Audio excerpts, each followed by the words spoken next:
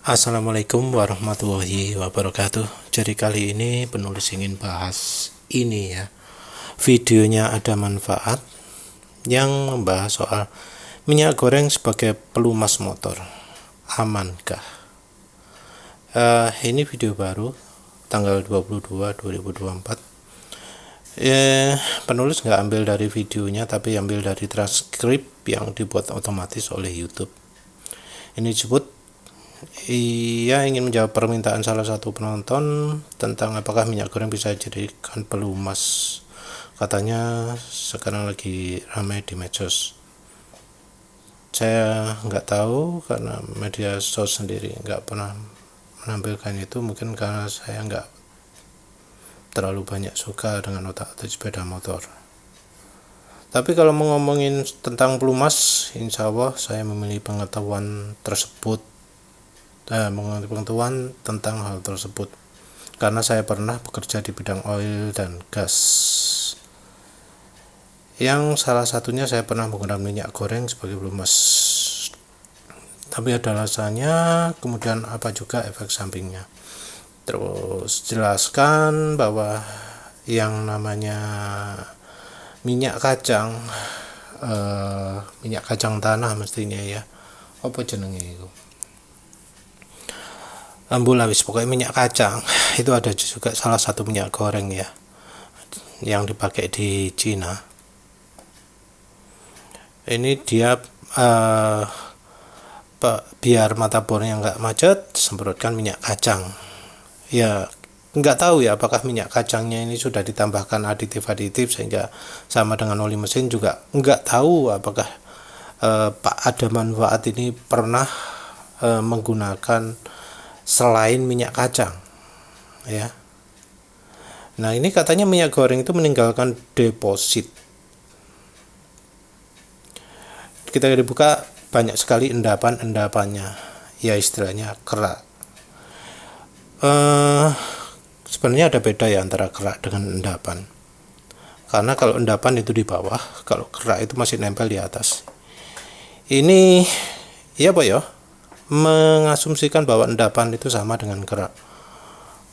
Ya apa ya, kok beda ceritanya lah istilahnya. Endapan sama kerak itu kalau asumsinya di dunia motor itu beda.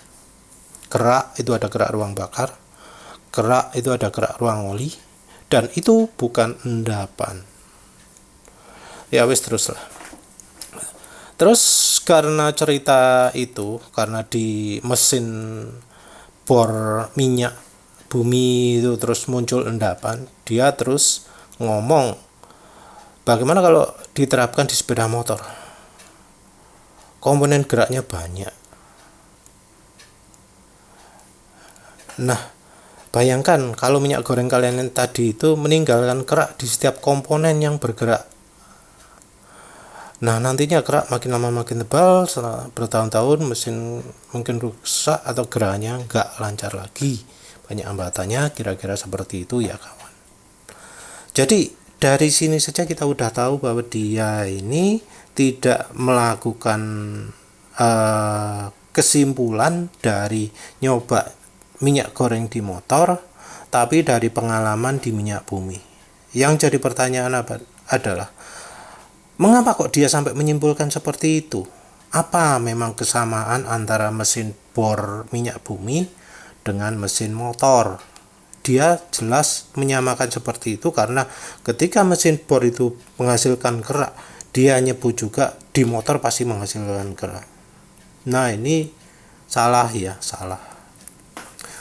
Karena ya ini kita ngomongnya ini kan endapan tuh harusnya ya, bukan kerak.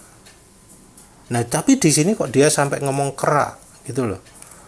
Jadi satu, dia menyamakan antara endapan dan kerak. Yang kedua, dia ngomong bahwa minyak goreng itu kalau dipakai di mesin akan menyebabkan kerak yang makin tebal. Nah ini penulis ini juga berpikir, apakah yang di mesin bor itu ganti minyaknya dilakukan secara berkala atau nggak pernah diganti sama sekali, cuma disemprot sampai numpuk banyak. Ini kan kita nggak tahu. Sementara itu kalau di mesin eh, namanya oli itu kan pasti mutar, dan kalau olinya sudah hitam itu ya harus diganti, mau olinya pakai minyak goreng, pakai oli mesin, pakai olinya sepeda motor, itu kalau oli sudah hitam ya wajib diganti, nggak boleh diteruskan. Kalau nggak diganti ya resikonya ya endapan itu salah satunya, kerak itu eh, efek lainnya. Tapi ya ini salah lah, bisa dia nyebut kerak, endapan itu disamakan dengan kerak. Terus yang kedua adalah dari hasilnya pemakaian minyak goreng 100% ke mesin, itu memang ada yang menghasilkan kerak, tapi ya itu tadi, karena pemiliknya tidak ganti oli, menyesuaikan dengan kemampuan olinya. Kalau lupa ganti oli, mau olinya itu oli mesin sekalipun ya tetap ada kerak, ada lumpur. Tapi kalau olinya diperhatikan, nggak nunggu olinya hitam, ya nggak akan terjadi. Dan sudah cukup banyak ya yang komen laporan di channel satunya di Kupas Otomotif ya, ngomong dia pakai 100% minyak goreng, bongkar mesinnya, kondisi mesin bersih. Nah itu beda dari yang dia omongkan sama Pak Ada Manfaat ini ya.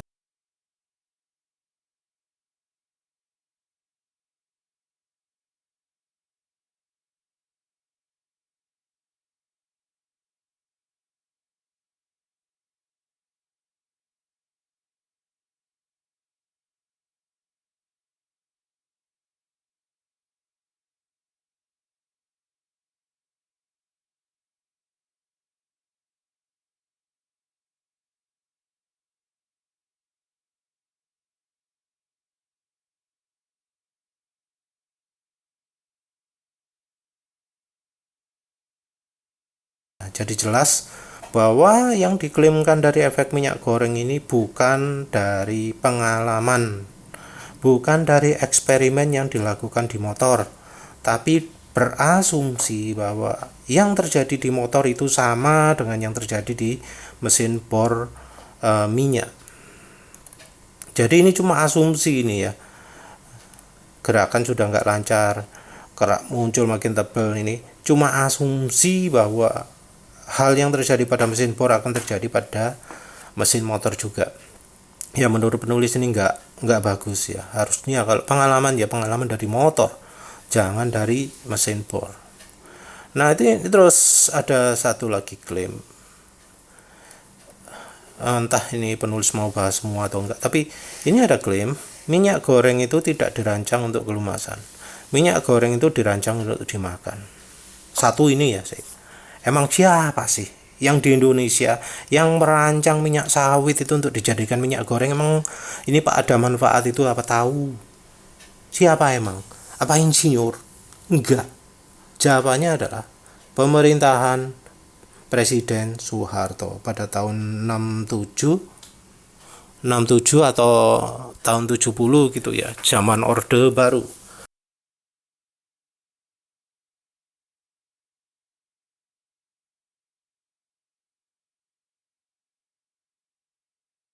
Jadi pada tahun itu minyak kelapa harganya naik. Terus ya dari pemerintah Presiden Soeharto akhirnya mengajukan minyak sawit sebagai minyak goreng. Jadi kalau menyebut minyak goreng itu dirancang untuk dimakan itu salah. Yang benar adalah salah satu penggunaan minyak sawit itu bisa dipakai minyak goreng. Karena sebelumnya minyak sawit sendiri merupakan komoditi ekspor ya. Yang dipakai misalnya untuk bahan sabun atau pelumas industri, kalau kita lihat sejarahnya ya, pelumas mesin industri.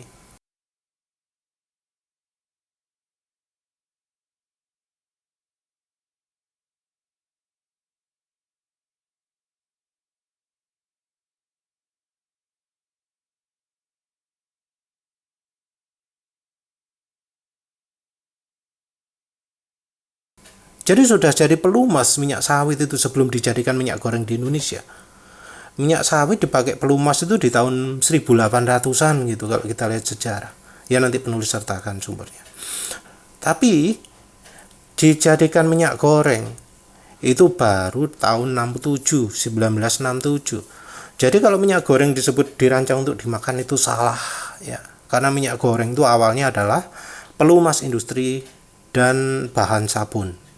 Sekarang jadikan minyak goreng karena kebetulan bisa dan aman. Itu ya kunci utamanya. Jadi digunakan sebagai minyak goreng itu adalah salah satu manfaatnya. Terus dia klaim, Pak, ada manfaatnya ini, klaim bahwa minyak goreng tidak dirancang untuk pelumasan, maka tidak pernah diteliti bagaimana efeknya terhadap besi gitu ya. Sedangkan komponen-komponen sepeda motor itu rata-rata terbuat dari besi. Nah, ini dia melakukan asumsi lagi ya bahwa minyak goreng tidak pernah diteliti efeknya terhadap besi. Padahal ada cukup banyak penelitian yang menguji efek minyak goreng ini sebagai pelumas, baik dari campuran 20%, 10% sampai dengan 100%. Jadi ada penelitian yang membedakan efek minyak goreng sebagai pelumas mulai dari 0%, 100%-nya oli mesin, kemudian sampai dengan kalau minyak gorengnya itu 100%. Jadi salah satunya ya nyebut engine oil dan palm oil.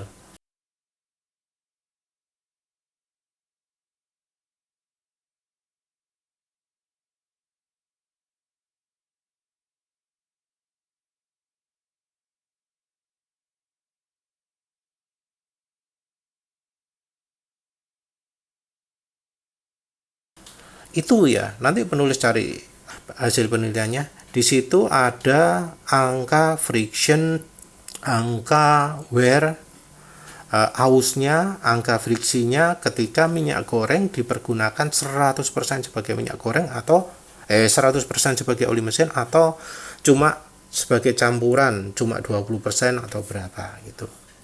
Jadi penelitian sudah ada. Ya, asumsi Pak ada manfaat itu ya salah ya karena disebut nggak pernah diteliti padahal sudah ada cukup banyak yang kita bisa cari ya, di Google kalau kita niat nyari. Dan Pak ada manfaat nggak melakukan itu sayangnya. Terus ini minyak goreng banyak mengandung asam ya. Ya memang sih ada asam oleic acid ya, asam oleic, asam stearat, asam linoleic, asam palmatik ya, palmatic acid ya. Namanya sih asam. Terus tapi sayangnya si Pak ada manfaat ini tidak melakukan uji pH, tidak melakukan uji keasaman pada minyak goreng. Harusnya kalau dia ngomong minyak goreng itu asam, dia melakukan uji pH. Tapi ya dia tidak melakukan.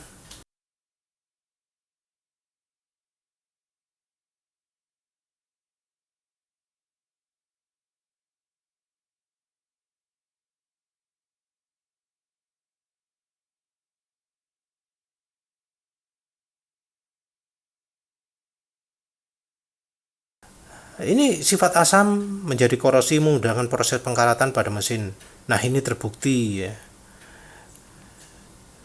Ya ini lagi ya. Nah, di sini dia ini mau mengasosiasikan antara minyak jarak dengan minyak goreng. Nah, ini proses kekacauan lain ya. Proses ya wis gak karu-karuan lah ya. Dia mau menghubung-hubungkan antara bahan bakar biodiesel dengan efek karatnya minyak goreng. Ini wis kacau lah ya. Ya biodiesel kurang disukai, harganya lebih murah, tapi ya katanya bikin karat atau apa gitu ya. Ini juga berasumsi bahwa biosolar itu harganya lebih murah. Padahal ya enggak juga. Harganya murah karena disubsidi. Biosolar terbuat dari tumbuhan. Ya, dia nggak memperhitungkan bahwa tumbuhan yang dimaksud itu adalah minyak sawit, salah satunya minyak sawit.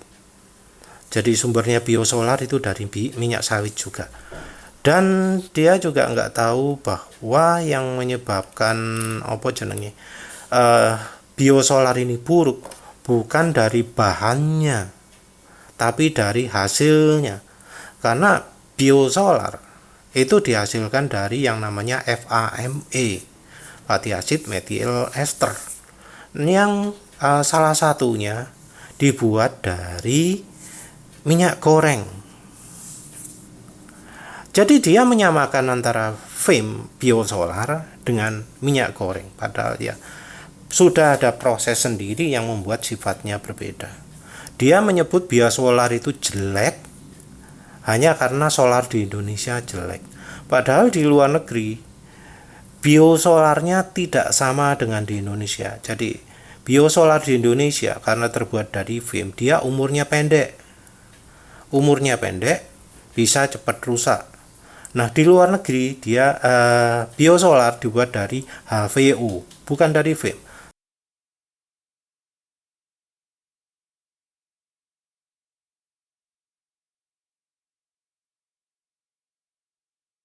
Sama-sama dari tumbuhan, tapi dari tumbuhan ini disebut dirubah jadi HVO yang sifatnya jadi beda. Ini juga ada sifat asam yang sulit dihilangkan. Ini juga asumsi, ya repot ya. Terus istilah B kurang hafal ya. Sebenarnya B ini adalah kata-kata bio dan angka 10 itu menunjukkan konsentrasinya. B10 artinya 10% biodiesel, biosolar. Jadi 10% FAME. B30 adalah 30% FAME. Ya memang kalau biosolar Indonesia itu butuh sesuatu yang khusus sampai pabrik itu begitu tahu biosolar jadi 30% sampai harus mengeluarkan revisi untuk kendaraan dieselnya biar aman menggunakan biosolar. Nanti penulis contohkan usaha apa yang harus dilakukan pabrikan otomotif untuk membuat mobil dieselnya jadi aman pakai biosolar.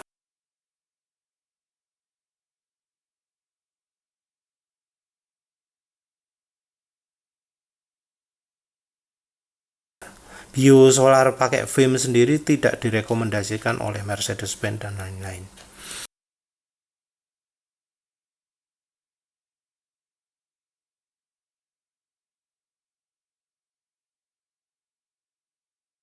Terus masih ada lagi kah? Ini nih masih jauh lebih mahal karena secara kualitas lebih baik. Ini juga asumsi juga ya. Karena biosolar kalau 100% itu pasti lebih mahal dari Dex yang penulis tahu seperti itu ya.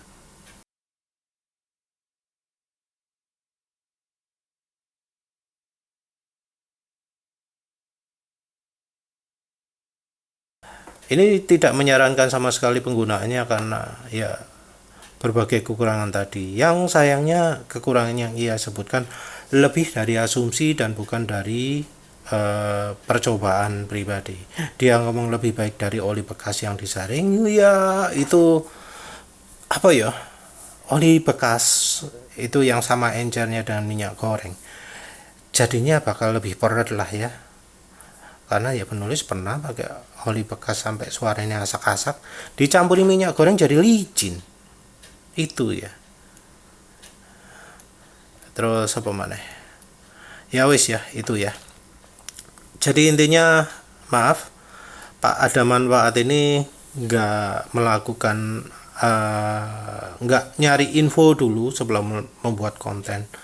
Karena contohnya dari penelitian tadi ada harusnya penelitian minyak goreng sebagai oli mesin itu sudah ada banyak. Terus minyak goreng disebut asam itu ya salah. Minyak goreng disamakan dengan biosolar itu ya salah.